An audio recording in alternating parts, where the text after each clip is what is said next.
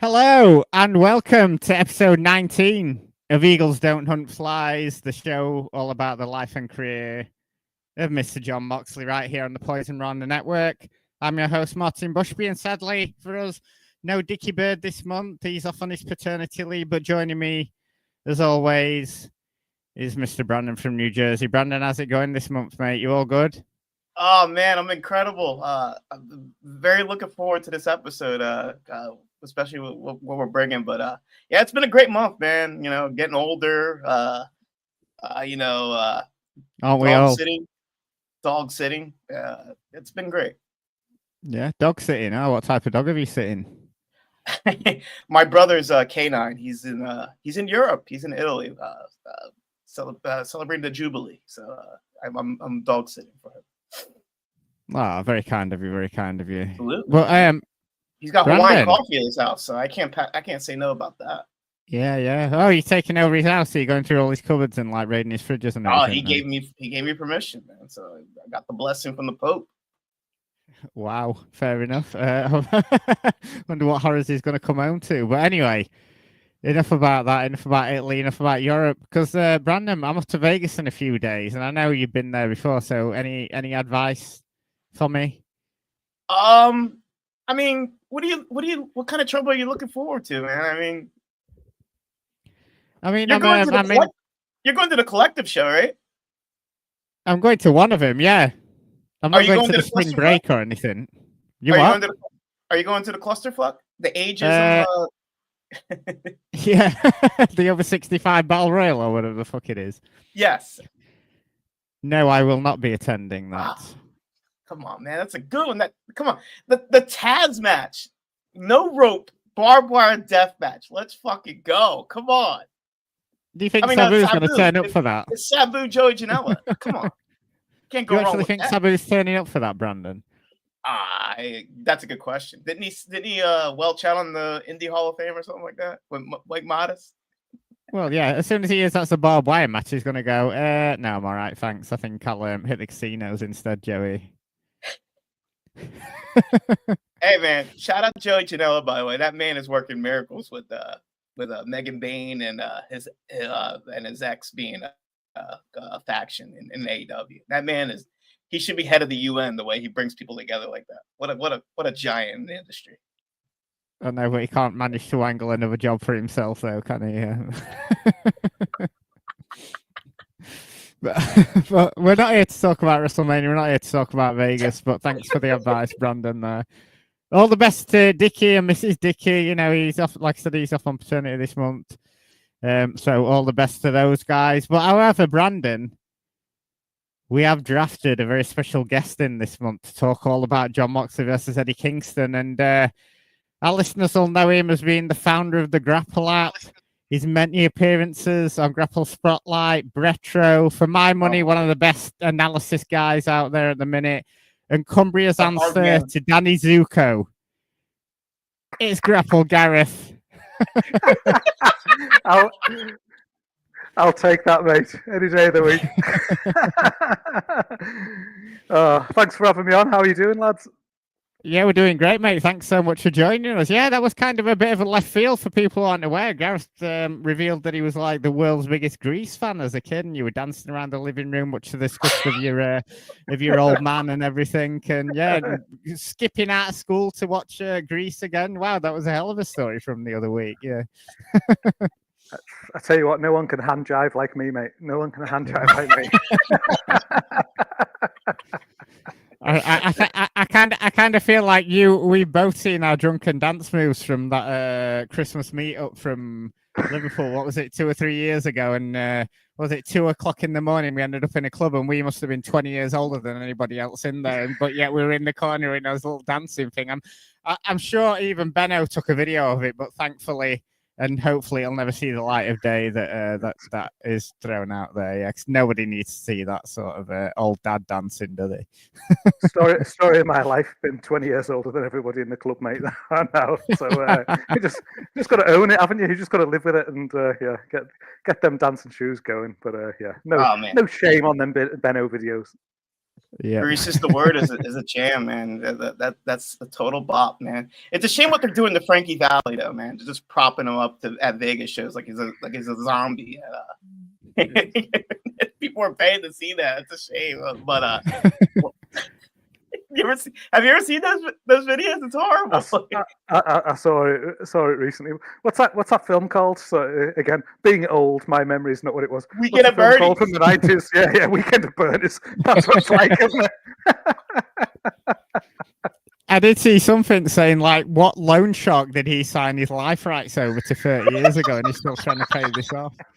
It is sad. He doesn't even look like he's singing. He's just stood there like a nodding zombie, isn't he? Yeah, it's really sad. It actually came up in my you know, when you like, obviously you click on a load of Vegas stuff and suddenly you get a load of emails like, oh, you're going to Vegas? Here's all the shows, and it was like Frankie Valli, and I was like, no, let Frankie have his rest. Let him, you know.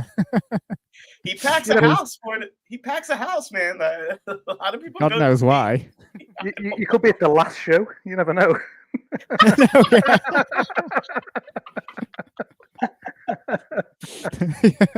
That's probably why you're packing the house out, Brandon. Everyone wants to say they were there for Frankie Valli's last show.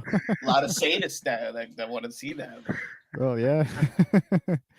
But so anyone unaware, obviously, Gareth, you were initially behind the GRAPPL app that then spun off into the GRAPPL podcast. So we are here to talk about the Jon Moxley Eddie Kingston feud from 2020 and also the singles match from World's End 2023. And we're going to get into the tag stuff. I know there's a big gap where they have the tag team and stuff. We'll get that into on a later show. But Gareth, as far as your fandom goes of Mox, I know everyone's down on Mox at the minute, but as far as his whole overall career and to a certain extent, Eddie Kingston, where are you at in sort of like your fandoms in terms of Eddie Kingston and Jon Moxley?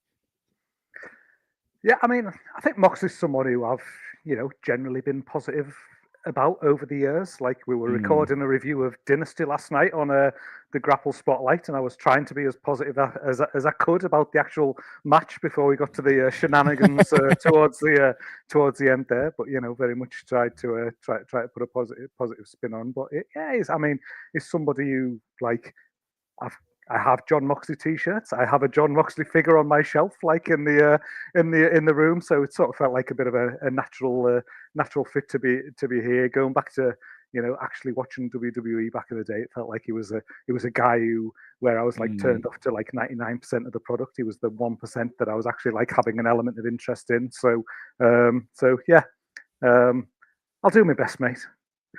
In terms of Eddie Kingston, probably someone who I've probably become a bit like late to the party, really, because I think a lot of his indie run, was when I wasn't watching like the indies at that time. I think something that's really like interesting to me from a Kingston point of view is that when he showed up in AEW, I'd seen him at Progress earlier that year, and he looked finished. He looked unmotivated. He just looked like he didn't want to be there. He was sort of like a shadow of himself. So to then see him turn up on AEW TV later that year during the pandemic, and then obviously had the run that he has had or did have since then, was just like a real positive thing to see, really, and definitely see him as a highlight through that period that we're going to be talking about today.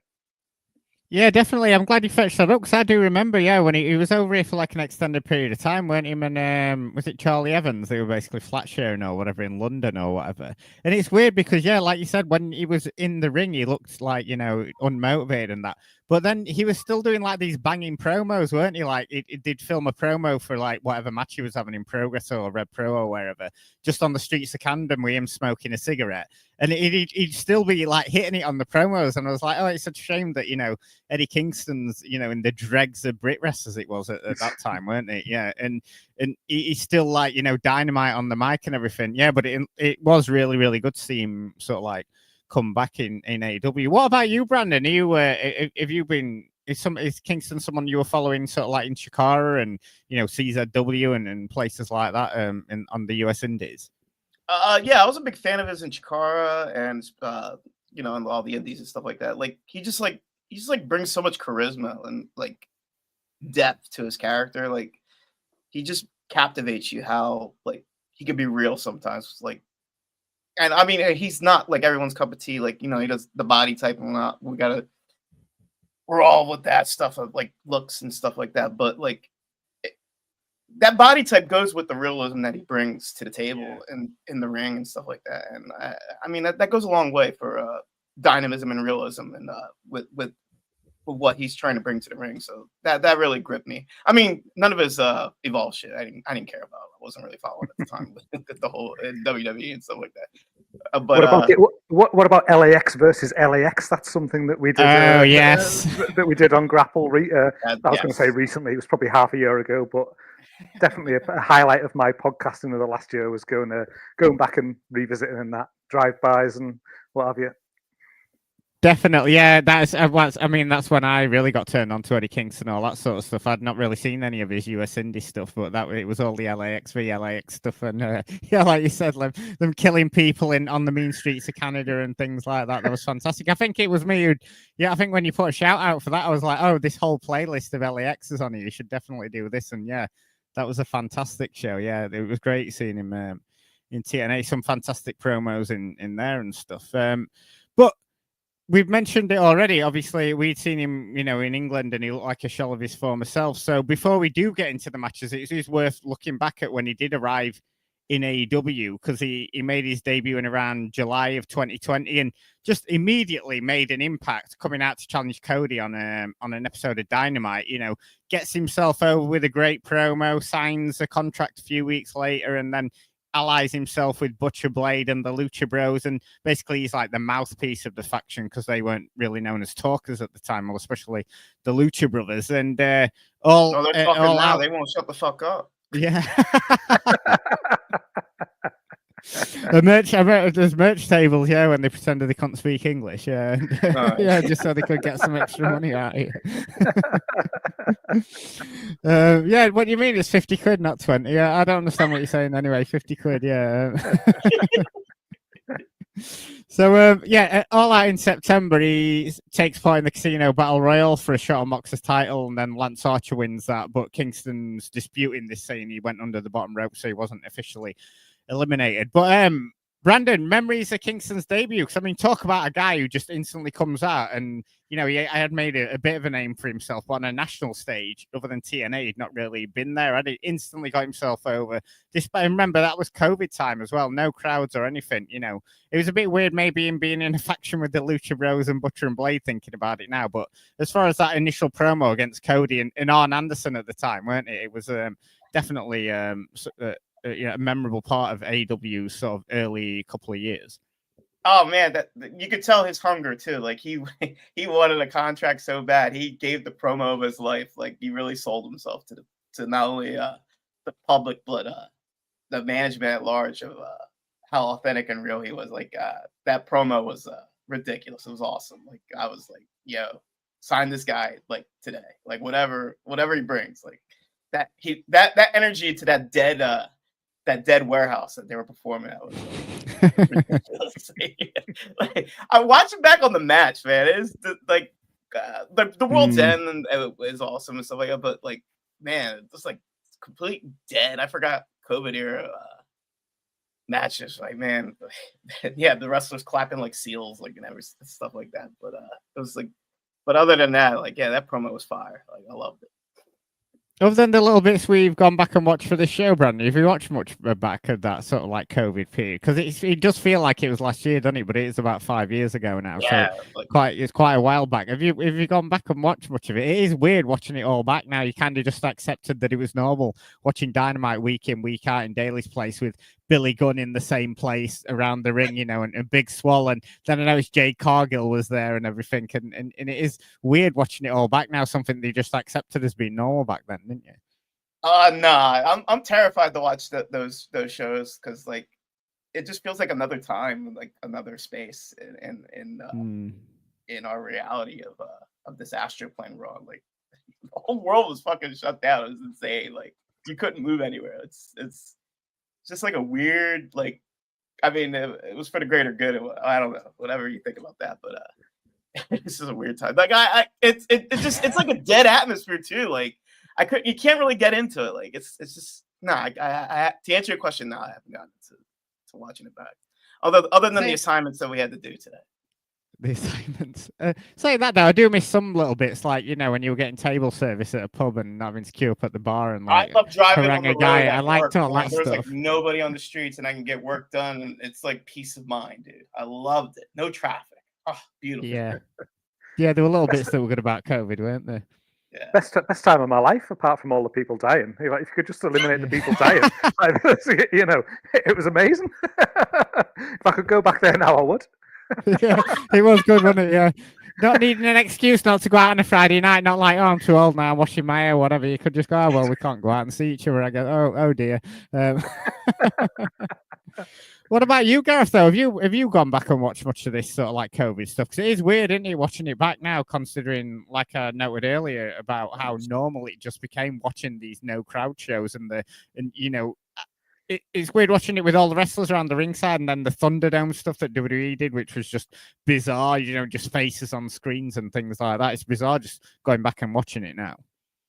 Yeah, I mean, probably when I have gone back and watched it, it's just maybe when we've had like the odd match or something like that that's maybe fallen into something that we've been reviewing on GRAPPL, or obviously like what we've looked at today, and it does just feel like it came from a different universe. But when I think about that, where you basically didn't have much else going on in your life other than watching, Tiger King or something like that on Netflix at the time, or things like that. You'd have these shows that like everyone was watching because there was like bugger all else to watch.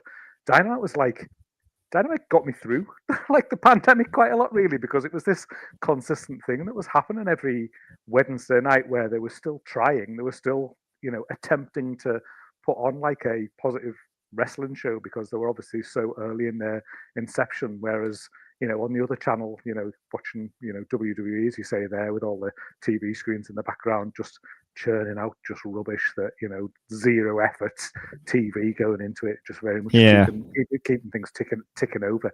Just felt like a different world. But it was like Dynamite was actually something at that point where I felt like you could look forward to and be like, yes, it's Dynamite tonight. There's something new, something fresh, something different going on in my life right now. So kind of fond memories for that time, as weird as it is. But I don't know if it's something that I'd want to kind of like go back and go, okay, I'm going to sit and watch whole shows or anything like that. Like I heard, like when you did the shows, the Kenny Omega shows, for example, with the Mox Kenny Omega matches that you were talking about, and just some of the things that you were mentioning there was just like harking my memory back to sitting watching sort of some of those matches and just thinking about semi crowds coming back, or it literally just been the wrestlers in the front row, and you're just like, yeah, that wasn't there was a lot good, but that just wasn't right. You just lost so much as well, didn't you, really?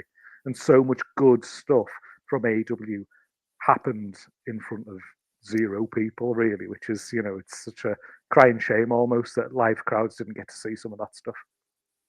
Yeah, and it's funny, and especially in this how the commentary tries like covering for it as well. There's like one of the matches here, and Moxley comes out and turns around and he goes, "Oh my god, what an ovation!" There's like 50 people in the crowd trying to play, and you're like, "Oh yeah, what a best ovation he's ever had." That Tony. Do you know what? It felt like a big ovation though when I was watching that back. Like I was like, "Whoa, what a pop!" Like it's not just the Gunn brothers. Well, that's what's even worse about it. They don't even change the wrestlers around. I think we only watch like 2 or 3 things, and then obviously there's a few of the promos with Kingston on Dynamite, and they have all the wrestlers in the same position every fucking week, and it's like at least move them around. Like I'm more, the Gun Club are being loud, so I'll move them over that side, and and it's just it's hilarious. But like you say, at the time, it was much needed, weren't it? It was, these shows were really good, especially when you weren't getting any sort of live entertainment or anything like that. Everything could shut down. Wonder Woman, man, come on, man. Yeah, even like I remember my missus watches Hollyoaks, even that one on a hiatus for like 3 months or whatever. So you literally weren't even getting your soaps or whatever. So yeah. They got to do those COVID tests on the set. Some of those actors were like, "Nah, man, you're violating my freedoms." Well, yeah, exactly. Yeah, I'm not taking the jab. Yeah. Oh, yeah, there were a lot of that and all, weren't there? I bet there was a lot of that in AEW anyway, before I get sued, allegedly. So where Mox is around this time, he's won the title. He'd won the title from Jericho at Revolution in February and had a few defenses in the months that followed against Jake Hager and Brody Lee. I love how Mox's first big title defense was against fucking Jake Hager. I have no memory of that match whatsoever. But we did discuss his Brody Lee stuff. Do you remember the Jake Hager MMA fight with the what's the other giant with MJF? Wardlow. Yeah, Wardrobe. He had an MMA fight against Wardlow. Yeah, you don't remember that? They had the cage and everything. It was so hilarious. What, a legit one or like a work shoot type one? Yeah, it was like a blood sport match, but they were like Hager had his Bellator shorts on, and Wardlow had his ponytail up. It was incredible stuff, man. Come on, you missed that? You gotta go back and watch that shit. It's hilarious. Good fight, was it? It wasn't fight pit. Did Hager do a moonsault off the cage or something like that? I'm trying to. No, he didn't. Shut up. I think he did. Oh God, I definitely check this out. When you were first explaining it, I was like, no, life's too short to be fucking watching shit like that. But yeah, I'll have to check it out. You want a good laugh? Watch that match. I will do. Bye. What's funny about this feud, because it kind of started by accident. Obviously, we've talked a bit now about it was COVID time, so wrestlers were getting tested on the regular, and there are a few cases of them getting pulled from shows. So I suppose week to week they were writing these shows, and then maybe not knowing what wrestlers were going to be shielding or turning up. Wait. Was Jericho? Wait, isn't Jericho like the big conspiracy theory guy and stuff like that during COVID? Was he actually taking his COVID shots too? I don't believe that. I call cap on that. That guy is a bootleg Joe Rogan back then. And now, come on, no way he was taking the jab. Perhaps it was after. Mate. Oh no, he did. He, on his show, didn't he? He had that COVID denier on there, didn't he? And he was like, "Oh, I'm just looking at all opinions here," and it's like, "Oh, come on, mate, piss off." And then his wife stormed the Capitol. Yeah. Yep. Not a chance his wife had that job. Not a chance. No. Different job she might need, maybe. Yeah, because there wasn't any plan to do Moxley Kingston on Dynamite. At first, it was Mox in a 6-man tag with Hobbs and Darby Allin against Lance Archer, Brian Cage, and Ricky Starks. This was obviously building up Archer's title match with Moxley. However, it was Archer who tested positive for COVID, so they had Kingston come out on the 23rd of September episode of Dynamite to kickstart the feud, and calls out Mox on the hard cam, pull apart, great promo. I'm gonna play the full thing right now. Leave the hard cam on. Don't go to these other cameras, because I'm gonna go right to you. I'm gonna talk to the people at home. I'm gonna talk to all you morons here. If you don't like social media and you don't check it, it's me and Moxley tonight for the World's Championship. I was never eliminated from the Casino Battle Royal. That's why I'm getting this shot. You know what else? 18 years says I deserve this shot. Me and Jon Moxley used to be cut from the same cloth. But then Jon sold out, and he went to the land of sports entertainers. I never did. I stayed with the fighters. I stayed with the outlaws, and I didn't sell my soul to the devil. So, before we have our match tonight, before I put you down and become the new world's champion. I love that promo by Kingston, because they've obviously got there that night or the night before and gone, oh, well, Archer can't make it. You two have got to quickly throw a match together. And you can already see the seeds of the story are being sewn together. You know, he's like, I never sold out, you know, Moxley did. And then that goes into the larger story that we'll get into later, Brandon. I mean, he's just such a great promo that he just comes out there. And I love this calling his shots to the camera and everything. You don't really see that about other wrestlers do that sort of stuff, and I just think it's, you know, like you said, he's that everyman, and people can really relate to him. Oh yeah, he's totally like, he's good at putting the pieces together and making you relate to what he's transcribing to the camera. Like it's a gift only a few people have in this industry. Like it's special, man. That's it. It's So just like he's just immediately engaging, isn't he? With that, just like straight off that first line of like, leave the hard come on.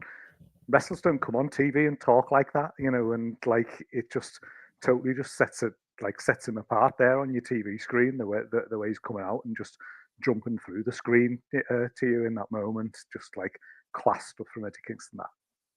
And also, it's only like a minute long, and he's like, "Oh, well, he's calling out Moxley. Oh, well, because he sold out and I didn't." And you know, and it kind of also like you know, intimating that they have got like, you know, beef from back in the day and things like that. So all that done in a minute, yeah, it's fantastic. Such a great promo. So and also it was perfectly justified getting this title shot, because after losing to Cody, he'd beat Lee Johnson and Brian Pillman Jr. on Dark as well. So, you know, he'd put himself up there in the upper echelons there by getting a couple of wins. So, you know, I thought it was, totally right and fair. I do love. There is one commentary point where they're putting over the fact that he's beaten Bryan Danielson Jr. as like some big scalp. I think it's the it's this first match on Dynamite. They're like, oh well, you know, he did beat Bryan Danielson Jr. on Dark, and it's like, oh yeah, this massive scalp, fucking Bryan Danielson Jr. he's up there, yeah. So later on in that Dynamite, we're into the match itself. Obviously, we talked about the wrestlers being cheerleaders at ringside, and comms. We've got JR, Excalibur, and Tony. And we've got the worst of JR here, haven't we? I mean, he's more interested in talking about people's birthdays and things like that. I still feel like he has some flashes of the old brilliance, but I mean, just listening to him do commentary for a couple of these matches, and you're just like, oh god, he just all the cliches about put some barbecue sauce on that chair and all that fucking bollocks. He's good at Dark Side of the Ring, though, man. I'll give him that. Like, he's good at telling you bad news about guys' careers and stuff like that. But you know. Commentary, JR has seen better days.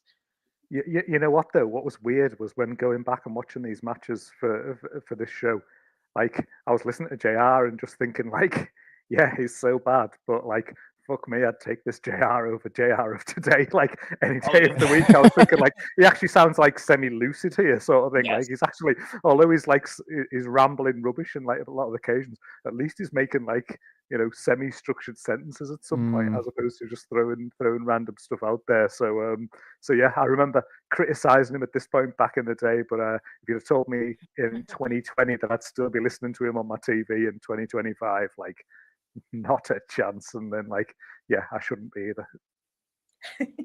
Well, because it's even one of the things. At least he gets Moxley's one of his boys, isn't he? So at least he gets excited about Moxley. You know what I mean? And he can't help himself but even fucking ramble in these matches.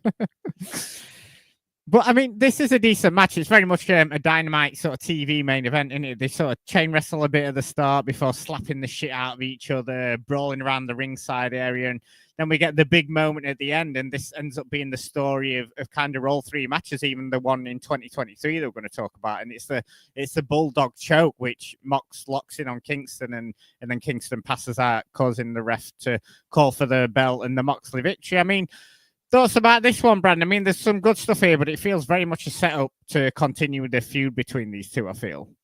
Yeah, the Bulldog choke, it's just like, it's awesome. Like, you can see the struggle in his face, like trying to escape. Like, oh man, I'm getting fucked here. I'm not gonna win this match. I've let my city down again. But yeah, definitely.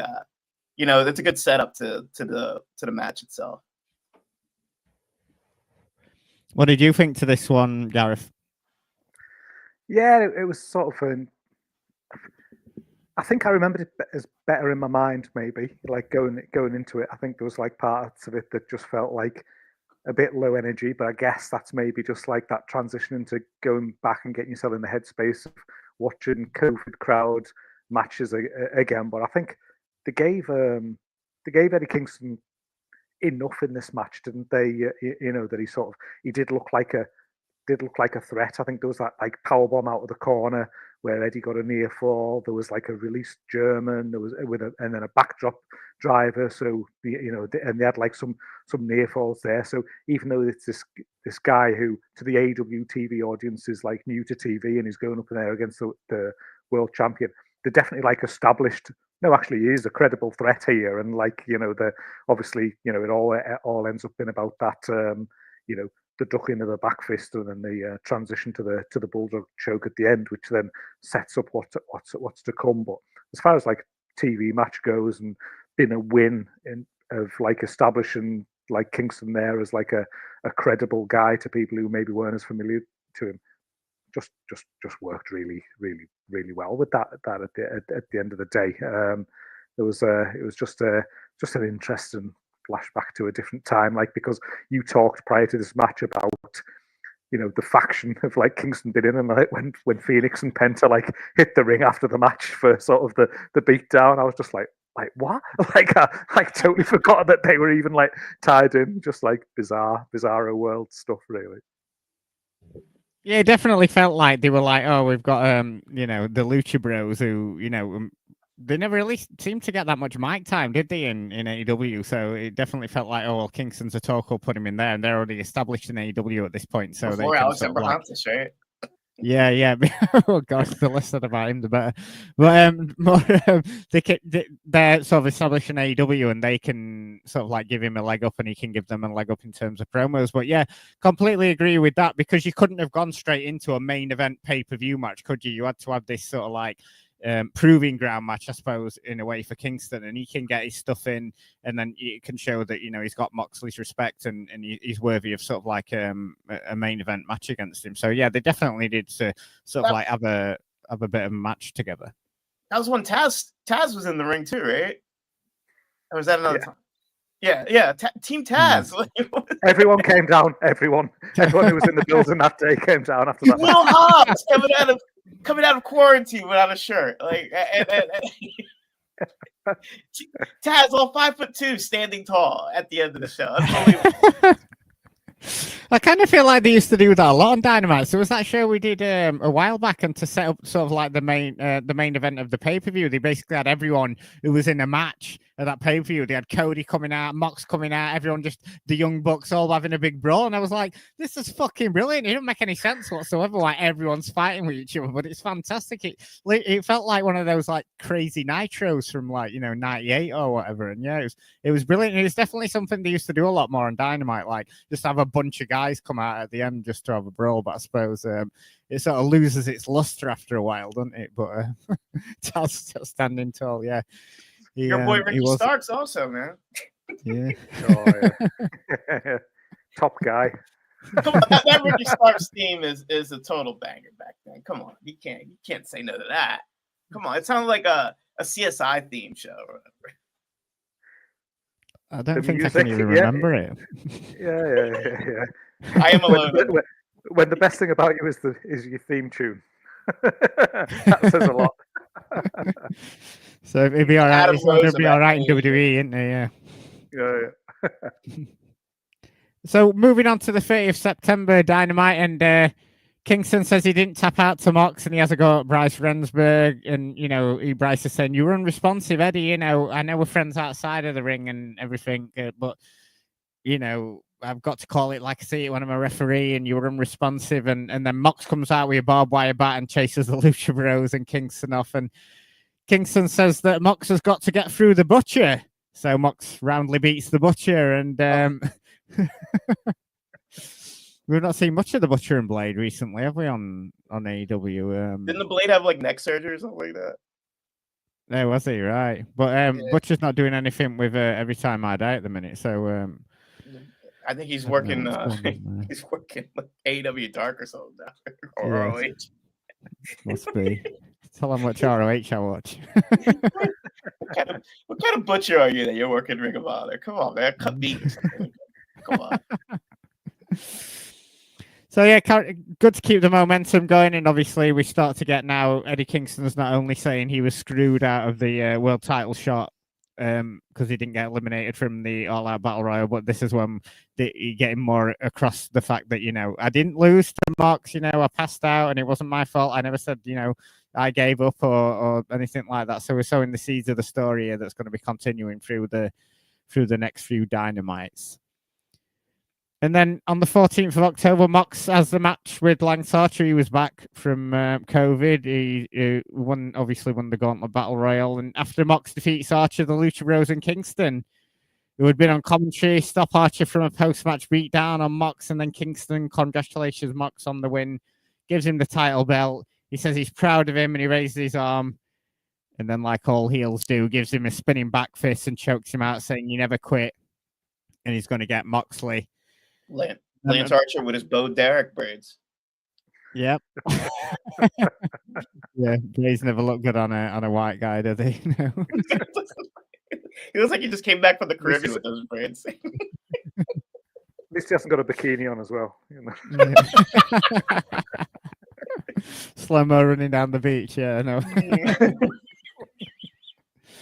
I remember I saw him when we were in Tokyo for Wrestle Kingdom, when you sort of like walking around the Tokyo Dome area. I think it was like after Wrestle Kingdom had finished and that. I saw Lance Archer walk past us in his full New Japan tracksuit, because of course he did.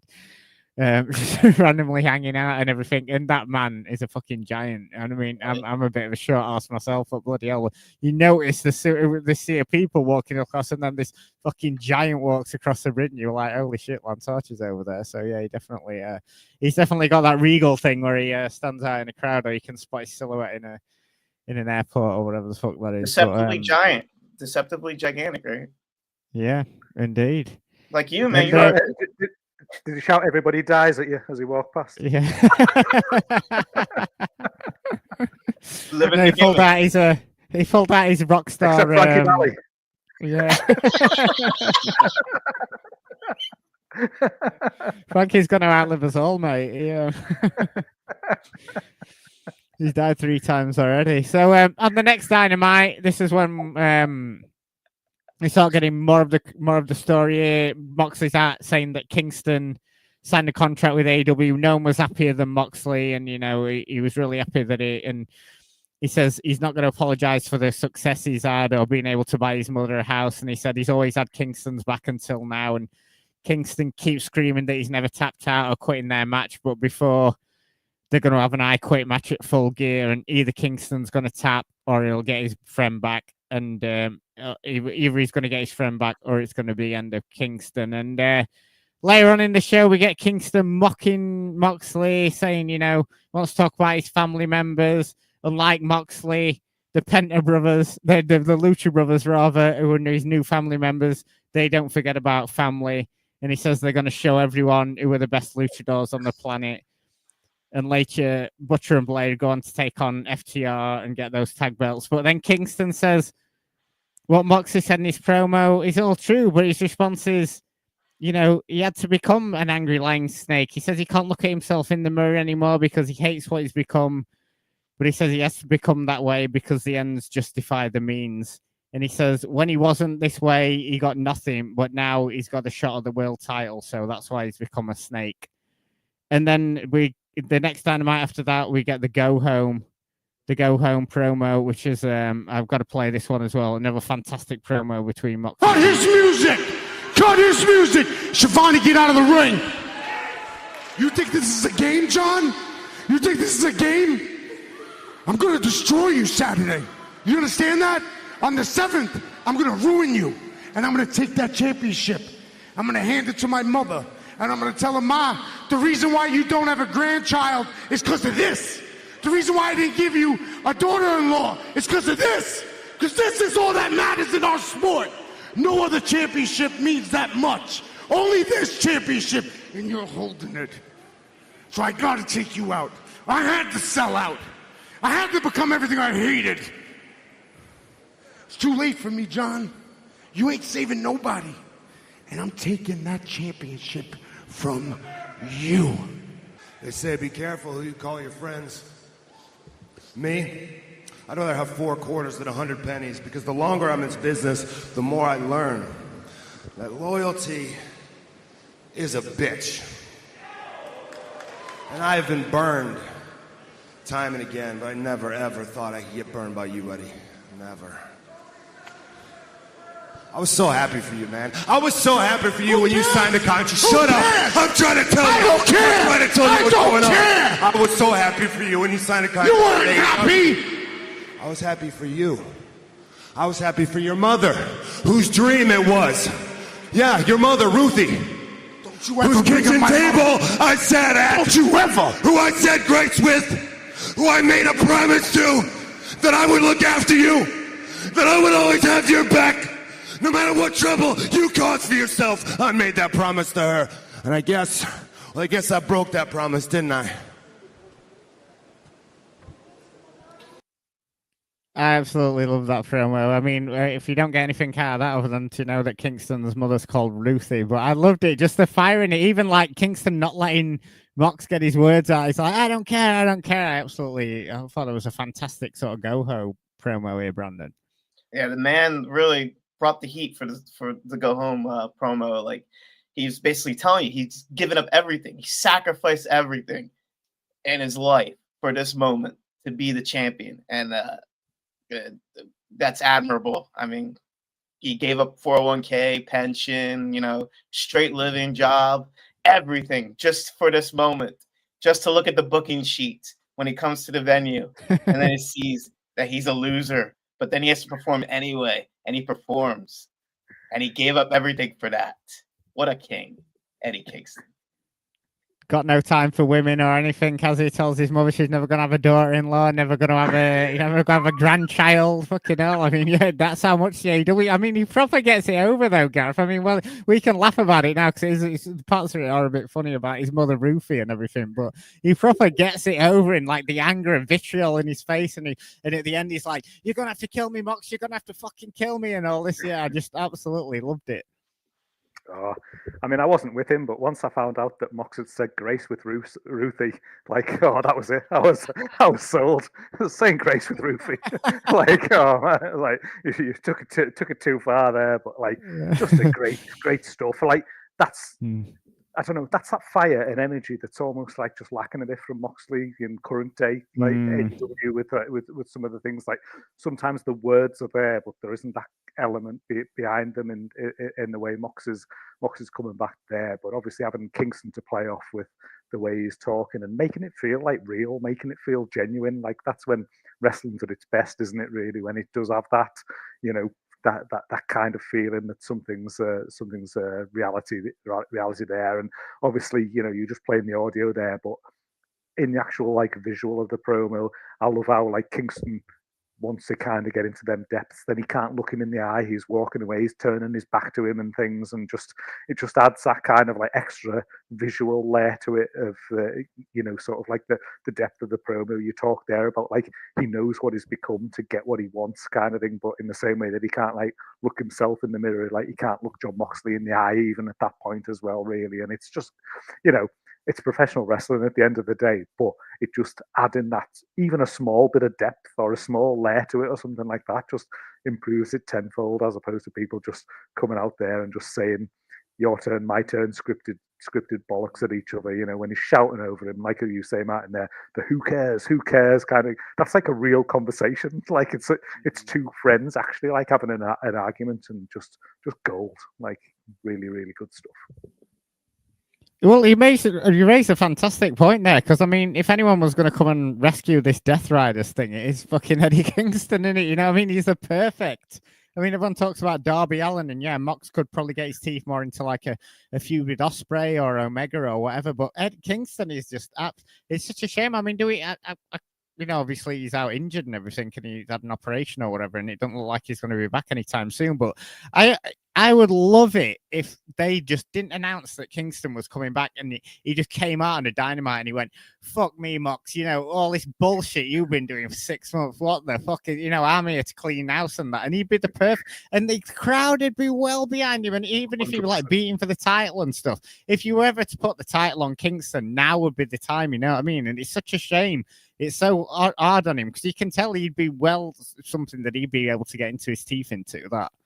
It'd be a good ointment for this Death Rider's angle if he just came out of nowhere, like you said, or being that mysterious figure in the Continental Classic. That'd be cool too. But I mean, he's hurt right now, so who knows what's going on. He's got a great beard though right now, so. Oh yeah. Do we know? I mean, I hate to put you both on the spot. Do we even know what is the latest on him? Is he due to come back anytime soon, or do we? It just seems to be like you'll get a random interview with him every now and again, but I don't seem to know what the latest is on him. Whether he's coming back or whether he's out for another year, 6 months, or whatever. No, yeah, yeah. Reminded me of that TK Orion injury where he broke his leg on the guardrail, right? Remember that? Like, yeah, crazy. But the build for this was really good, obviously, because they had to throw it all together in the last month or whatever. You know, King saying Mox left him behind, Mox saying he wants to save his friend, but King said it's too late for him as he wants a championship so bad, he has to sell out. And just like, and they even had a great sort of like before the match on the pay-per-view, they even had a great sort of little video package with like Eddie Kingston sat on some train tracks somewhere in like New York or whatever, just, you know, being real to the camera and everything like that. Just the little touches in the video packages just made it work so much. And, you know, we get some road pics with Mox from the US Indies, you know, when they were hanging out. You actually look on the cage match, they haven't actually got that much history together. I think they had like one match in ICW NHB or something like that. And yes, they didn't have like a storied history on the indies, but they obviously intersected they were on the same time. But yeah, really good build for this. Really enjoyed it. And then we get to the match itself, which is Full Gear 2020, November the 7th at Daly's Place again. Apparently, I was looking on Wikipedia. Apparently, there were 1,000 people in attendance for this one. I don't know where they were all hiding. But it seems to be like people started sequestered all the way in the back, away from the wrestlers, so that nobody coughs on them, guys, and spreads the COVID-19 vaccine. And then it was probably just the AW roster.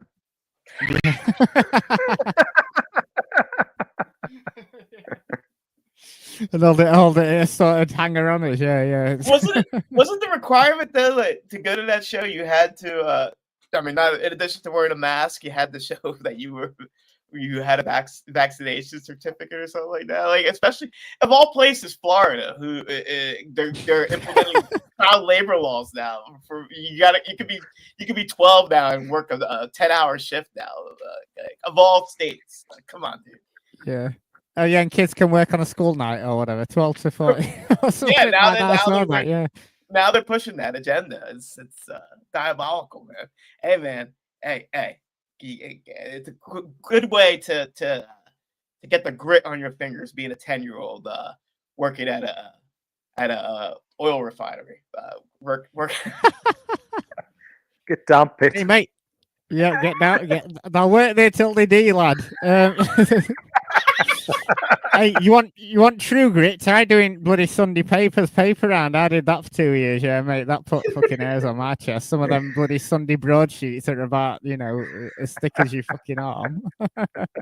That'll put hairs on your chest. But anyway, yeah, nothing but love for America. I am going there in 3 days. Don't, like, you know, send me home or, you know, send me to El Salvador or anything. You know, I've got nothing but love for America. So thoughts and prayers to you and Maddie on your trip to Vegas. Yeah.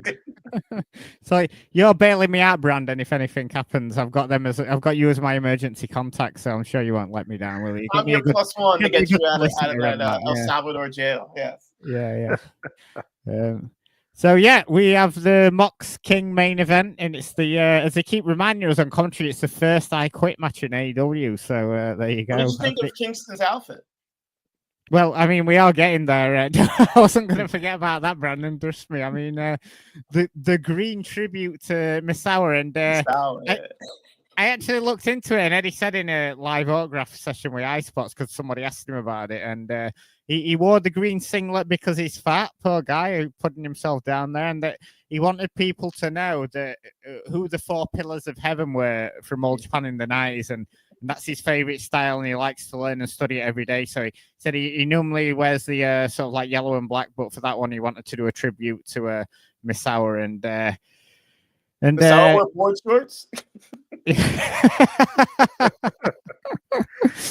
I mean, I thought he was just a big Power Rangers fan. When that came on.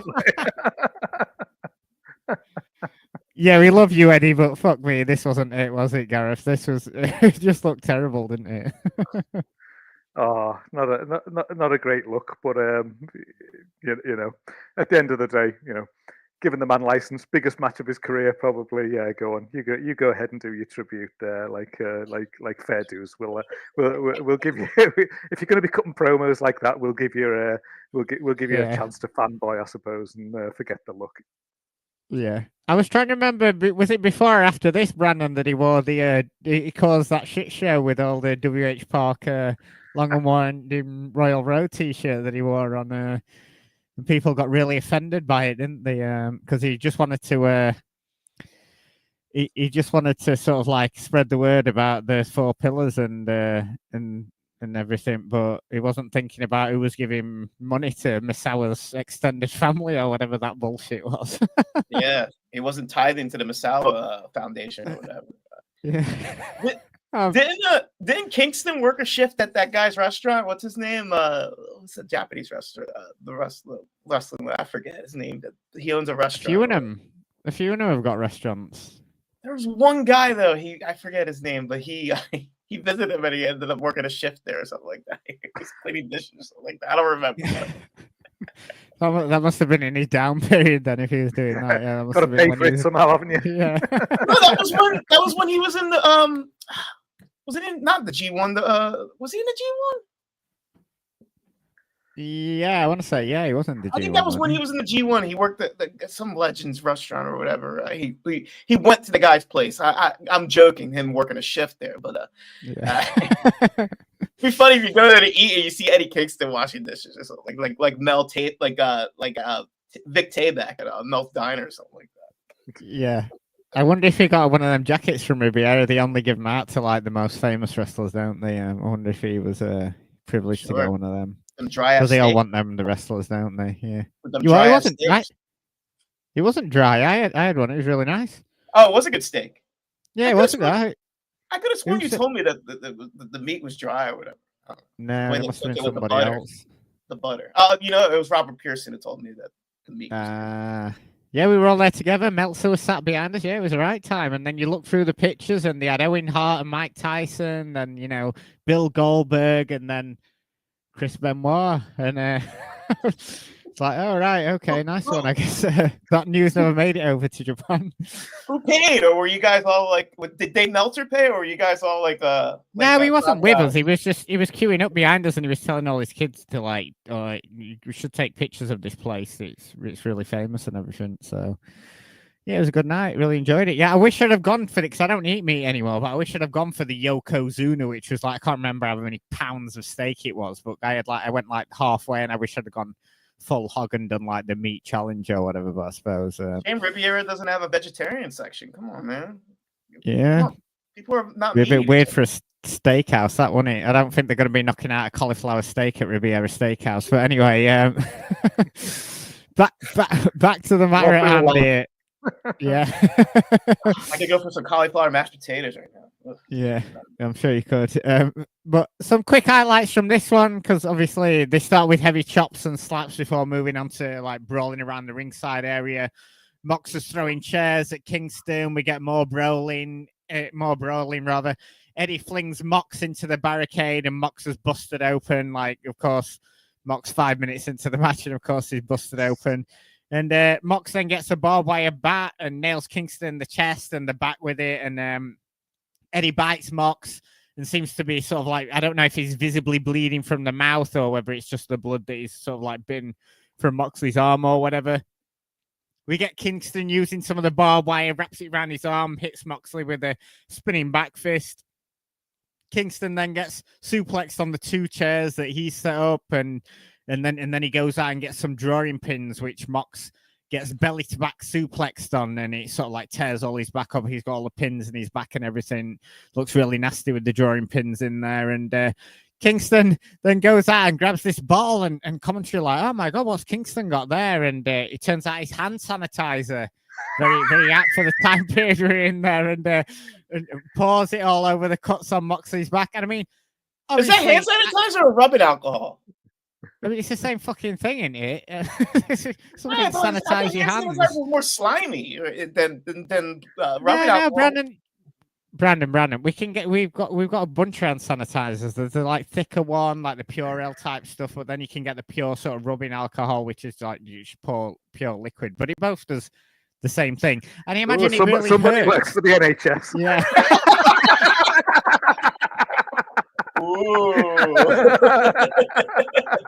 Yeah, there you go. My all them years working for NHS has finally been put to good use when I can explain the difference between hand sanitizers. But I imagine it does hurt, and I mean, obviously, you got a bit of it on like cuts on his fingers. So imagine it all going through your back and all shredding up your back and that. And obviously, it was something a bit original to have it in this match, especially in the time they were living around this. But the way commentary puts this over, don't they? It's like Joe's like, "Oh my God, that's rubbing alcohol," and Tony's like, "Oh my God, not the alcohol!" It's like, fucking hell, mate. He didn't walk in with a flamethrower or anything. But, I imagine it did really hurt and sting. So yeah, I did feel bad for Moxley there. And then after that, Mox slaps on the bulldog choke, and it's a no from Eddie when he's asked if he quits. So Mox like, "Oh, because fuck this," gets up, wraps the barbed wire around his forearm, slaps on the bulldog choke again with the wire going in, and Eddie finally gives up. So just a quick rundown there on some of the highlights of the match. What were your thoughts on this one, Brandon? The suplex into the chair, unbelievable. Like I felt that. I like the back belly back suplex back to back from both of them. Like, I thought it was pretty sick too. Like it started really picking up at the end for the match. But yeah, it was awesome match. I loved it. Gareth? Yeah, I think for me, I just go like right back to the start of the match, and like Kingston shouting at him like, "I'm gonna fuck you up, I'm gonna fuck you up," and like it just had that kind of like, even before they've touched kind of thing, it just had that like intensity and aggression, which is obviously like built through the promos and things running through to this point. And where like that match on Dynamite started with like quite a lot of grappling, this one just felt like a proper scrap. There was a point where like I think Mox he raked Eddie's eyes on the match, and then Eddie just like fired back, and he's just firing back with just these wild like punches on the match and on the mat, and it just didn't feel like a wrestling match at all. It was, and then like when Eddie got that like bit of barbed wire from the bat, and like he's just like, he just looks like a maniac, just like punching Mox repeatedly with that barbed wire on his hand. And I was just like, oh, I'm like so here for this. Like, yeah, go on, fuck him up. Like you said, you're gonna fuck him up, kind of thing. Like it just really good stuff, and just so many like little details here that where the promos have made it feel like real friends actually having like disgruntlement and actually like having an argument here. I think there was like where Eddie like had applied the Kimura on Moxley, and Moxley's just like biting his leg, like just to break the whole thing again, just making it feel like a proper scrap. Yeah. I'm not looking for the reversal. I'm just going to bite you on your like calf or on your knee, sort of thing, just to break the hold. Like really loved that, and it just felt like it had that real edge and that real like energy to it that the promos like delivered to that point. And I think it was just like a great finish as well, like you say, is like the bulldog choke's not working, Eddie's sort of giving him the middle finger beforehand, so then it's like you use the barbed wire assisted choke and to get that I quit from Eddie as well, just like set up perfectly through the match. Proper enjoyed going back and watching this one. I'm really glad, because when I was watching this back after I sort of invited you on, I was like, oh, perhaps this might be a bit too deathmatchy for Gareth with the barbed wire bat and stuff like that. Yeah, so I'm really glad that you enjoyed it. He's a come on, man. Don't forget, there's a difference between wrestling using weapons and barbed wire and things like that, when there's actually purpose and meaning behind it, as opposed to just two lads walking into a ring and going, I'll tell you what, I'm just going to like hit you with a pane of glass now. Why? Because we're having a match that is a death match kind of thing. Like, what's our beef? Oh, nothing. We just booked to have this match where we try and like kill each other with random weaponry and random like panes of glass and things like that. Very different. Love a bit of weaponry and like brutality and things like that when there's a reason for it. Yeah, definitely not when there isn't. Yeah, no, that is a very, very good point. Yeah, I thought it was a good match. Like you said, some great spots. You know, even if comms oversold it, you know, I did like the idea. It was something a bit original with the hand sanitizer into the wounds on Mox's back, and then going back to the bulldog choke as a way, you know, to get Eddie out. And but it sort of like ties a bit of a bow on this sort of like part of sort of like the Mox and Kingston story. And Brandon, what did you feel about the feud as a whole? It was kind of like a mini feud, wasn't it? We had a few episodes of Dynamite, and you know, and then they went off and they had the I Quit match, and then they sort of went off to do their own thing, and sort of brought out of necessity, you know, with people getting positive COVID tests. But they certainly, like, you know, to say they probably found out the night before the Dynamite that this is the direction they were going in. It was, you know, some really good stuff, I thought. It was sort of a blessing in disguise, right? I mean, with the COVID and tests and stuff like that, they kind of stumbled onto this like mini feud that, I mean, it still has potential, right? You know what I'm saying? Like, I mean, oh, big time. Like, so like they got something for the future if Eddie comes back and stuff like that. But or if Moxley stays there, if he doesn't lose his belt, just vanishes into darkness or whatever he wants to do jiu-jitsu matches with Baron Corbin. Hey, Baron's a real shooter, man. What's his name now? I can't remember. He's had about 3 names, hasn't he? Bishop Dryer. Did you see Mox's last jiu-jitsu match against that? What was he, a postal worker or something? I don't know. Hey, man, that guy had a good S grip. Respect, man. Yeah. According to Taz, man. Yeah. Oh, we're coming up to that. I can't wait to the World's End match. But yeah, I mean, Blessing in Disguise, good short mini feud before they splinter off into other stuff. But it was great stuff, man. Yeah, because I suppose it was. I like Lance Archer, but I mean, between this and a feud between Mox and Lance Archer, I mean, this was definitely winning every day, weren't it, Gareth? 100%. You know, it's actually something that, you know, Moxley could get his teeth into as well, and you know, given that he's holding the world belt in this time period as well, just giving him something short, something new, something fresh that he can have, like that short feud where he can, you know, use his sort of promo chops and things, and then like work this style of match that's obviously like right up his street, like perfect for him. And then obviously like Kingston made a big impression with the debut with the Cody promo, and then you know on that night. But then it's almost like, okay, probably like the best perfect first feud for him to probably have as well, time, to come into the company as well, and you know, give him stock, give him credibility, give him meaning and things like that in AEW to continue on from that initial promo. So like, and obviously we then see the character that Kingston becomes in AEW over the next 12 months and more.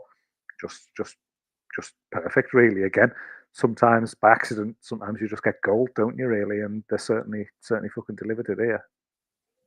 Yeah, because I kind of feel like we might be missing some slight bits with not going through the tag team stuff, but we'd be here for another 6 hours because, I mean, that went on for ages, didn't it? And you know, and there was so much depth in the storyline with them tagging together. But it is interesting now. That's why I did want to include the World's End match, because they go right back to it. You know, there's all that history between them from this initial feud, then them tagging together, and you know, obviously Kingston saving Moxley from the exploding ring and everything like that, and you know, and how that all went down, and then the promo that they did to like get out of that and everything. We jumped to December 2023, and it's the World's End and the final of the Continental Classic.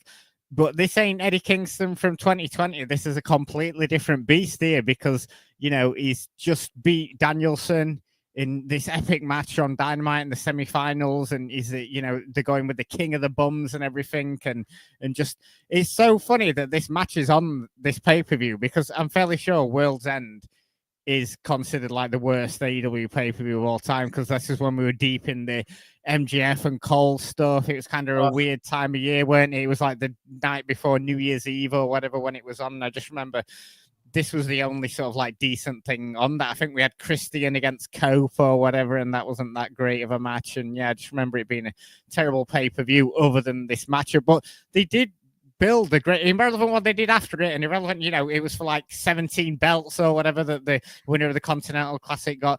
The story that they tell with Eddie Kingston, I thought, and going back and looking on it now, it was so good. The King of the Bums and the ultimate underdog coming up and finally beating Danielson, and then here we get he was finally beating Moxley. I thought it was a brilliant story, because there's not much build in terms of Moxley and Kingston. I think they did a bit of a promo on Dynamite, and Moxley was like, you know, oh, it's me and you again, you know, one more time, and you're gonna finally sort of like bring your best against me and stuff like that. But as far as the Continental Classic, the first one, was a great sort of like showcase for Eddie Kingston, I thought. But any initial memories about the Continental Classic and certainly like Kingston's and Moxley's role in it in Brandon? Yeah, Eddie Kingston had the Jersey J Cup all locked up, man. He was getting his Ultimate Dragon on all the belts and stuff like that. Yeah, like you said, this was like a dark time at AEW with the whole MJF stuff. Like, they just got Jimmy Jacobs booking. I mean, someone had to fall on the sword. Someone had to be the scapegoat for that, right? And I'm not talking about what's his name, the Goat Kid. What's his name? The real glass guy. Yeah, we know what you mean. Jack Perry, yeah. Jack Perry, yeah. But yeah, I mean, do you remember who else was in the original Continental Classic with Kingston? Like, the only one I do remember is the Danielson match, because I went out Right. back and watched the highlights of it, and I do remember that being like everyone going, "Oh, this should have been the final," but then the final ended up being good as well. Yeah, absolutely, that was a great match. But it was, it was. I'm glad that he got the victory and stuff like that. So it was, but it was a big start. It was big. It propped him up as a player in AEW again. I mean, Gareth, before we get into the match itself, do you have any sort of like memories of the Continental Classic? Because it's like Brandon said there, it was a proper dark time for AEW, and this seemed to prop it up for a few months, didn't it? It was like, oh, this tournament, and you know, they had a lot of sort of like big stars in it and things like that. Yeah, it almost felt like after that run of, you know, bad week to week booking that they had, this almost just kind of just gave you that little bit of a break, really, didn't it? Because it became about the wrestling again while this tournament was going on, and it almost kind of gave them a chance to reboot and reset a little bit. So there was some people in here like again, unless my memory's playing out on me, and it was and I'm mixing up with the following year, I seem to remember like Brody King having good matches on the first Continental Classic, and it been like, oh great, you're just letting somebody go out there and just work good matches, and there's no like bullshit behind it. And I think there's a couple of other guys maybe of that ilk who just gave them the opportunity to just get on TV and just wrestle and just go and show what they could do. And that was kind of it almost felt like it was that little like bright spark in that dark period of where you felt like people were talking about like, yeah, just do this kind of thing. Just be this. And then like AEW was like watchable again, and bringing it through. And I think they learned some lessons from it, but maybe not quick enough. Oh my God, Jay Lethal was in this tournament. Really? Yeah, I've just brought it up now. So in the blue side, we had Danielson, Andrade, Claudio, Brody King. So you were right, Gareth. Daniel Garcia. And then on the gold side, we had Swerve, Jay White, Roosh, Mark Briscoe, and Jay Lethal, who got no victories apparently, or no points even. Jay Lethal. So more star power now in these than sort of back then, huh? Yeah. Well, that's why it's like what Gareth just said, isn't it? It was just something where you get guys, you get your star guys, and then you also get your guys like Brody King just to go out there and prove themselves and just have wrestling matches. So yeah, it worked in that respect. But like Briscoe, I think it was a good opportunity for him. I think Garcia, he wasn't winning matches, was it? But he was in that tournament. But he was putting on good matches, even though he wasn't winning matches. So he gave like a storyline wrinkle to him from that point. And I feel like some people like that, they've subsequently like come out of it better, like further down the line in how they've been used on TV as well. So yeah, definitely not a perfect success out of the back of it, but I think there was some successes that they've managed to carry through, definitely. And then there's Jay Lethal being paired, and then there's Jay Lethal being paired with Satnam Singh. Yeah, successes like I was talking about.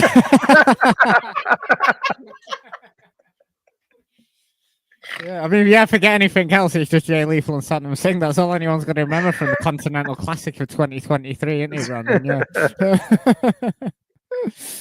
So obviously, the winner of this one becomes the first AEW Triple Crown champion, which is holding the AEW Continental Championship, the ROH World Championship, and the New Japan Strong Openweight Championship. So yeah, that'll be a quiz question in a few years' time. How many belts are in this? Is it Mercedes the second now? The what? Doesn't she have like all the belts now or something? She's the Queen of Sheffield, isn't she? Yeah. She's the Southside champion. Oh yeah, that's it. Yeah. I can't believe they're not having that show in Sheffield. They're having it in Doncaster instead. And it's like Southside was home was in Sheffield. Come on, get them back in the court. The old Sheffield street fight. Yeah, it'd be perfect here in Kanji. Yeah. The Queen of Sheffield. So Danielson is on commentary, and I know obviously, Brandon, you've got a lot of issues with Taz on commentary, along with Excalibur. But I thought Danielson adds quite a bit to these matches when he does do commentary on them. I feel like, sort of like breaking down the stuff. Obviously, he's more in Mox's corner, being in a faction with him, but I think he adds quite a bit to the, explaining why they're doing certain things in the match. So I do always enjoy a bit of Danielson on commentary. How could he not believe that he lost? Well, he didn't go to the bookie meeting and say, "Hey, wait, you're gonna lose that." I mean, come on, you go to Showtime early and you see Kip Sop and Pat Buck in the meeting, and they're gonna tell you you're gonna lose. Like, come on, you don't know you're gonna lose? Come on, dude. Ridiculous. Also, calling Eddie Kingston the most lethal striker in the game. Come on, dude. He's got lethal. He didn't say that. Yes, he did. Danielson didn't say that. He called him a great striker. I was like, come on, dude. What's he good at striking? At a union rally or something like that? Come on. Oh dear. Yeah, that is funny though when Danielson's like, "Oh, I can't believe I lost to this fucking bum or whatever." Yeah, but right. My favorite is like he goes, "Oh, he's got shin guards on." I'm like, "This dude wears shin guards all the time." And Chaz goes, "Yeah, man, I know. Oh yeah, S-grip."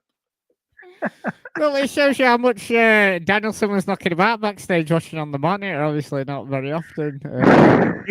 He was too busy being the envoy for the wrestlers, Brandon, to care about watching people. Bringing up fights between the Young Bucks and CM Punk and their ilk. Yeah, there you go. He was the union rep, weren't he? Yeah, for all the beef between that. Yeah, he was their shop steward. Yeah. He was there, the unison rep, weren't he, for the Young Bucks or whatever. But this is quite a different match to the I Quit match, isn't it? And you don't really have all the bells and whistles that you had in that match. Obviously, the complete difference is that you've got a hot crowd who's mainly behind Eddie, with this being in New York, and you've got Danielson explaining the submissions and the way each other wearing each other down, and the fact that Kingston's wearing kick pads. That must have gone over my head. That Taz having a massive hard on, so talking about grips and shit like that. Yeah, locks. Well, he's and stuff. Submission specialist, Brandon. I mean, if anyone's going to talk about it, it's going to be Chaz, isn't it? He subs Mike Awesome one time, and now all of a sudden he's going to go to the Mundials and get a black belt. Come on, dude. Yeah. Chill out, bro. So we have Kingston. He goes head first into the guardrail, which looked pretty nasty after attempting a dive to the outside. And And also another injury. Mox injury his knee in this at some point? Because he seemed to sort of get him selling it at some point. I don't know if he sort of stood on it or funny, but the thing what I really enjoyed about this match, and I remember at the time not really enjoying this match. I don't know if I was watching it at like 3 o'clock in the morning or whatever, before New Year's Eve, and I was gearing up for a big night out the night after or whatever. But I remember watching it at the time going, yeah, that was a lot better than the rest of the stuff on the show, but I kind of feel like the I Quit match was better. But watching these back now, doing this retrospective, I love this match. And yeah, I actually, as much as I like the I Quit match, I actually preferred this one. I mean, the ending sequence, because we get Eddie working over Moxley, with Peter hammer elbows to the jaw, and then we're back to the spinning back fist that only gets a 2 count. Eddie then hits the Northern Lights bomb again for another 2 count, and then Eddie gets some knees to the jaw, but Moxley's back with a fucking sick lariat. They start exchanging headbutts. I think they got the wrong camera angle for the headbutts, but I'll let that slide. Then we get some hard slaps to the face. Moxley then does a slap to the face, but then Eddie's back, hits the spinning back fist. He's hit a couple of them. He's got a 2 from it, but right into the cover for the 1, 2, 3. And Eddie Kingston wins, and just like the crowd goes crazy, and just a great feel good moment. He's finally, beat like his friend and his former arch rival Moxley, and finally got to the sort of like top of the mountain. And just like I said, I remember watching it at the time and going, yeah, that was good, but I expected more from these guys. And then watching it back, not at 2 o'clock in the morning or whatever. And I had such a good time watching this match, and I actually preferred it to the I Quit one, Gareth. I don't know about you. Yeah, I had a great time watching this one back as well. And like, to be honest, other than remembering Eddie winning, I didn't have any real like memories of it either. Those things that just sort of haven't stuck in my mind at all about this. So like watching it back and then being able to watch it straight after the I Quit match as well, and just see what a different kind of match it was. The fact that it was more of a wrestling match kind of, and the striking exchanges in this as well. Like, talk about Danielson like highlighting the striking of Eddie Kingston, but some of the noises on them chops, like big time. That was Walter style noises, then, weren't like they? Yeah.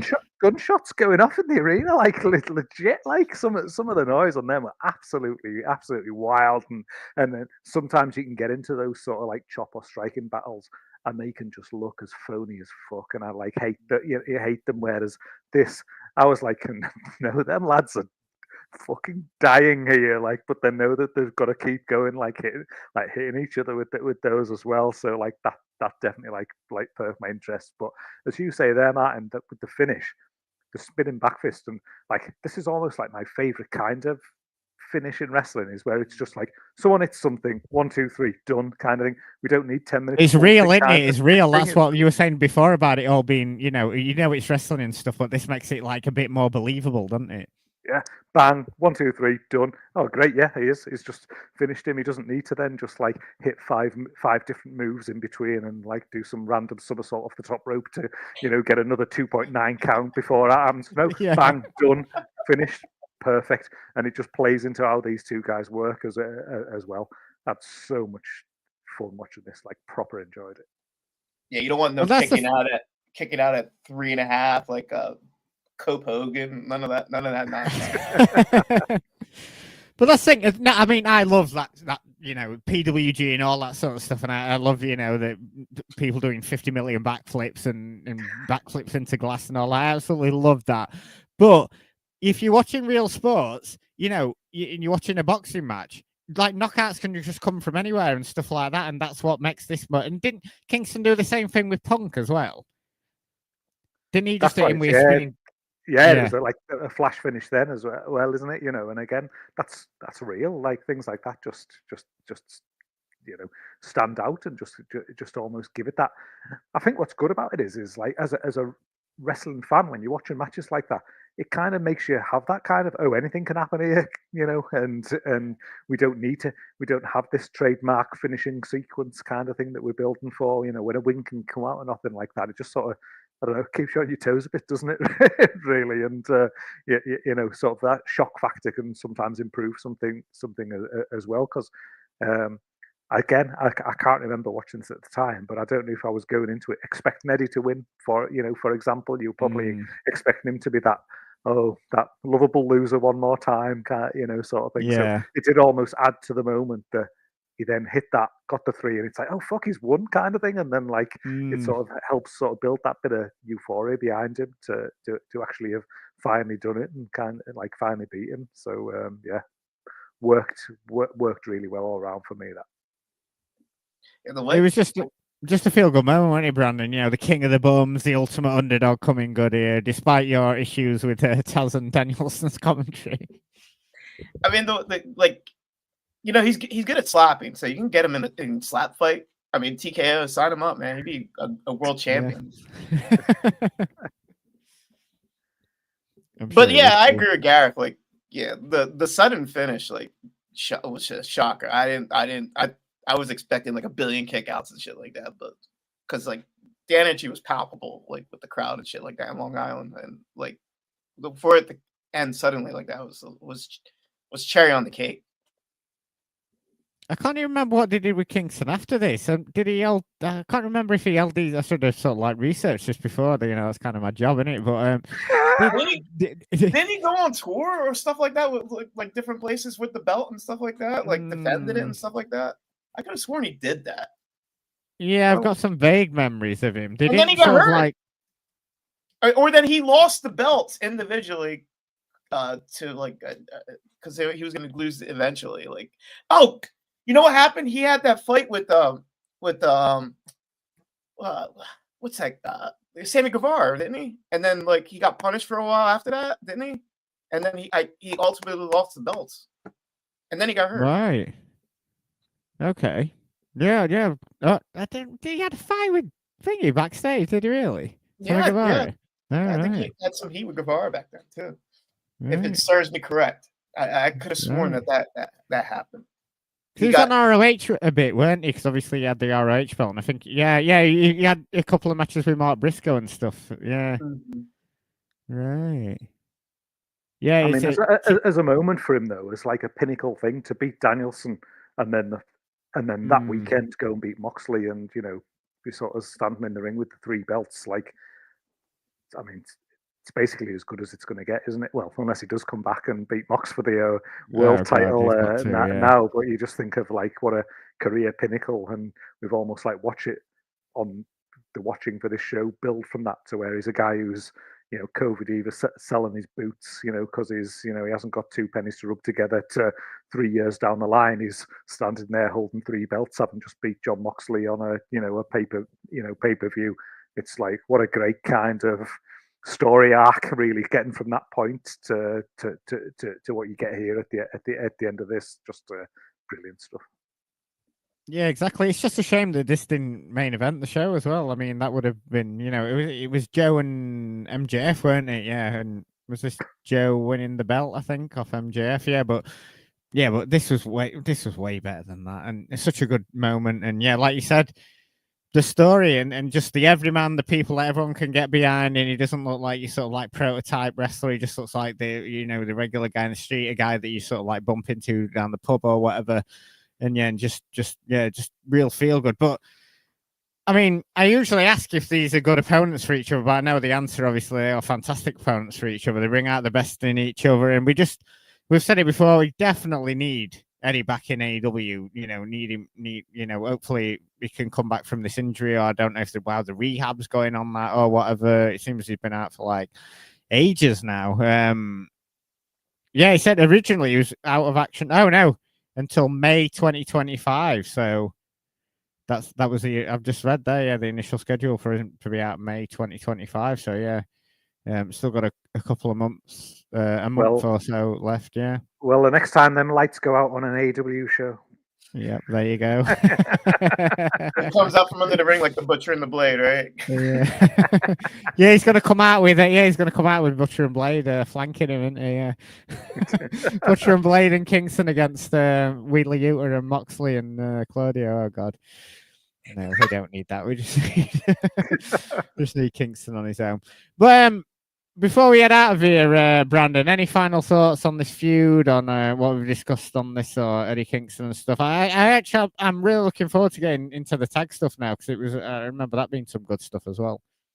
Oh, this was like one of my favorite ones that we've done so far. I mean, not excluding we have Gareth with us and whatnot, but like these matches, like they were so galvanizing, like with the promos and the straight action and stuff like that. These guys like have had something special, like this type of like what do you call it? What do you call it? Someone melts together. Chemistry. Yeah. The chemistry that these two guys had was like, it's awesome, and like it's so resonating to watch that type of stuff when two people click like that in the ring, and like it makes magic and stuff like that. So I enjoyed this greatly.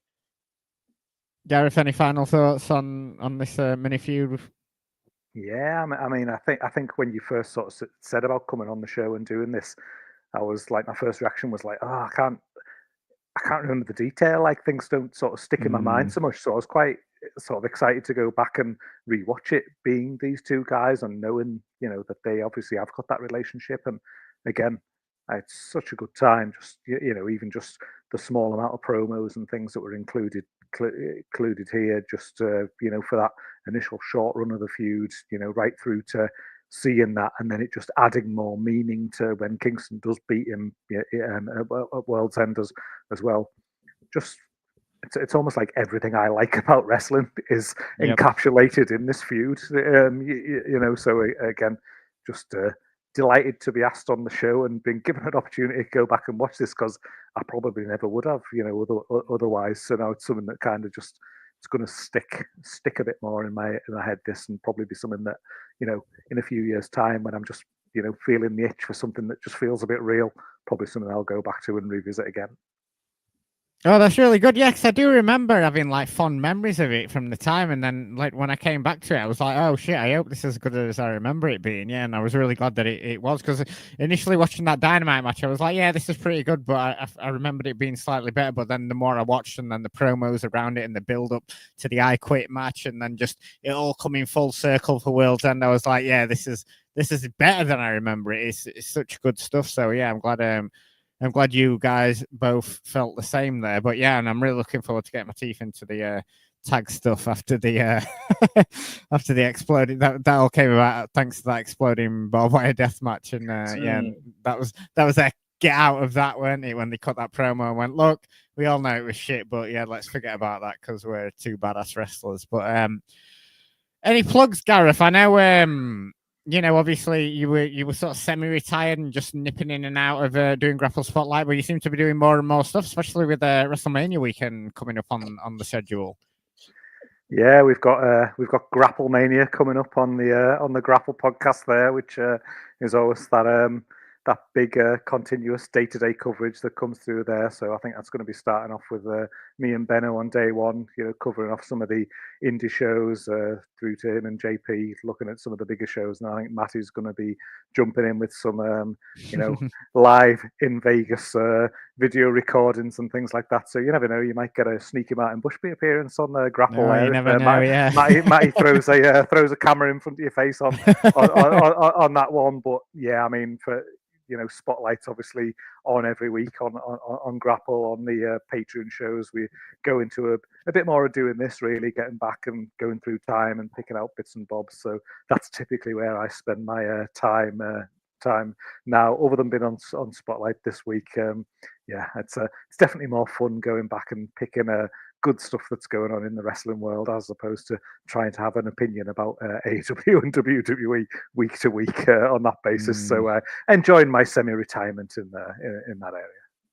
No, honestly, mate, I meant it at the start, and I don't want to embarrass you anymore, but yeah, honestly, with some of the best analysis coming from you on them shows, yeah, fantastic stuff. I loved listening to the latest Spotlight and you and Benno breaking down the latest AEW pay-per-view. Always great when you're on those shows, mate. Yeah, so keep up the great work. And also you're going to be reviewing WrestleMania 9 as well. Of oh my god, I don't envy you there, bloody hell. I mean, I remember being a kid and not even really liking that show. Obviously, you know, as a kid you were pissed off that Brett lost, but then I'd go back and watch the tapes over and over, like SummerSlam 92, and I even had WrestleMania 6 on the VHS that my parents had bought me, and I'd watch that over and over again. But then I remember having WrestleMania 9 on tape, and it was never really one that I went back and watched that often. Do you know what I mean? Even as a kid, I was kind of like, the setting's great, and I'm glad JR's in WWF, but yeah, it was just a bit meh.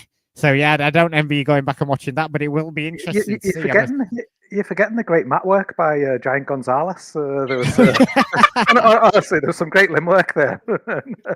Working through that, Kona Crush at his height. Oh, like what fun we're gonna have.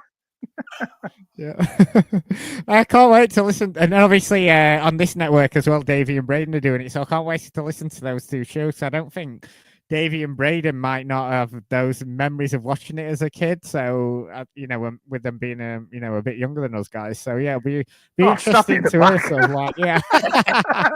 Hey, I include myself in that, Gareth. I include myself in that.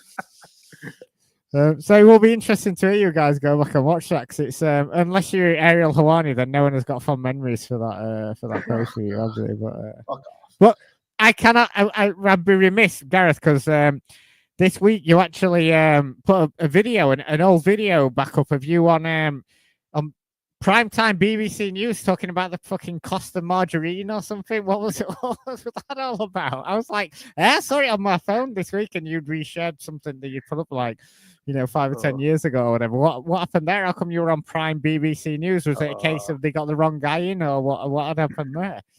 No, they called my agency and they wanted somebody to come on BBC Breakfast and talk about trends in breakfast habits, and then so yeah, I turned up at the BBC to go live on air that morning, and every single person I spoke to as I got from reception through was like, "Oh, you're the guy who's coming on to talk about margarine. You're the guy who's coming on to talk about margarine." I was thinking, I don't know fuck all about margarine.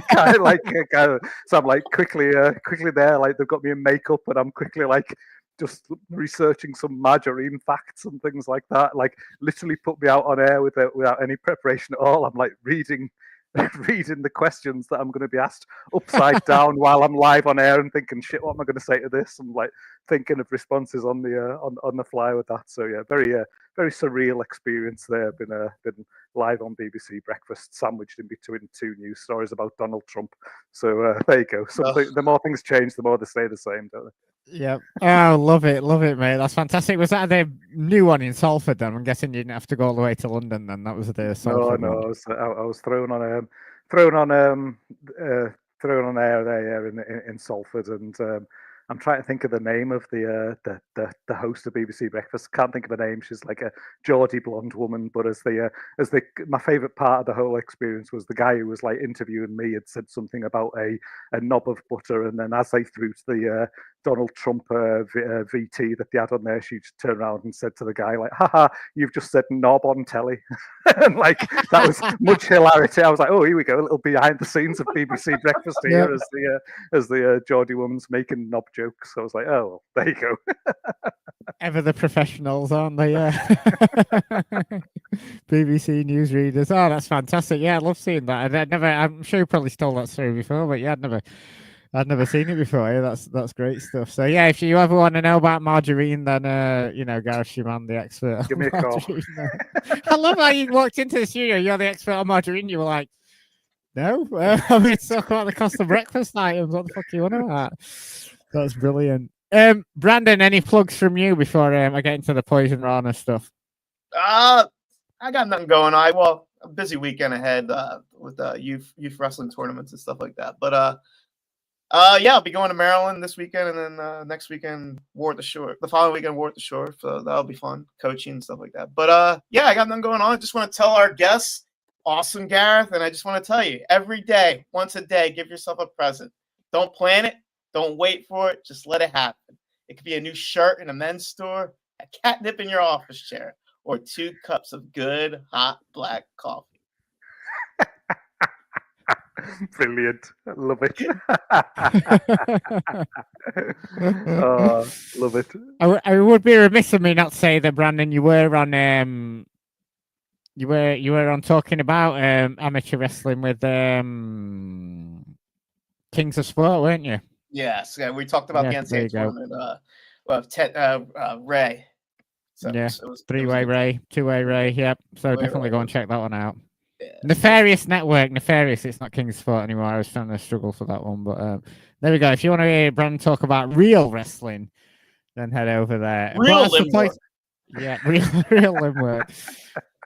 I suppose in Raw now, obviously subscribe to the YouTube. Go and check out the Patreon. Only a $5. Tons of shows with Braden and Davey. All series on John Cena, the champ is here, talking about Cena's many title reigns. Tons of great guests on those. Jason Solomeister was on the latest one. They're also going to have a best match ever, Triple H, coming up soon. Has he got any good matches? You find out, because they'll be talking about them on Thursday. Of course, WrestleMania 9, and then there'll be tons of stuff coming out, because them guys aren't going to Vegas, so I imagine they'll be having some kind of rep center in Toronto. They'll be talking all the indie stuff and Mania weekend, I'm sure. All the links at poisonrana.ca. Chop cheese for all your merch. Unless Trump tariffs Australia to death. So, yeah, if you do want chop cheese stuff, then get it now, because Trump might be tariffing Australia out of us having chop cheese. A 90-day pause, man. So we got some time, man. We got some time. There you go. You've got 90 days. 90-day close to get your chop cheese stuff in. If you're in the Ontario, yeah. If you're in the Ontario area and you aren't going to Vegas, Bray and Davey are doing a WrestleMania watch party both nights at Gabby's in Toronto. I'm sure it'll be a ton of fun. Definitely need to get to one of their parties one of these days. So yeah, if you're like, oh, what are my remaining plans, and you live sort of like on the East Coast of Canada or America, then head up there 2 days. It'll be a right laugh, I guarantee it. Any last words, Brandon? I know you've already given your poem or whatever to Gareth. Any last words before we head out of here? Just a lot of fun with doing this again. Gareth, a giant, tremendous talk. This is my first time talking to you in person or over online. Amazing. Yeah, first and last. Yep. Yes. The hard man, the wheel man of GRAPPL, Gareth. A pleasure. But yeah, a lot of fun and always fun doing these. So thank you. Yeah, cheers, Gareth. Much appreciated, mate. I know you're really busy with work, and obviously you've got your commitments with GRAPPL and everything. So I really, really appreciate you taking the time out of your busy schedule. But thanks for inviting me. Like, delighted to come on, and yeah, delighted to have a chat with you both.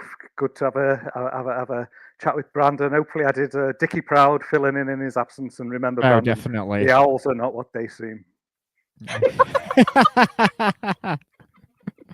And on that bombshell, let's go.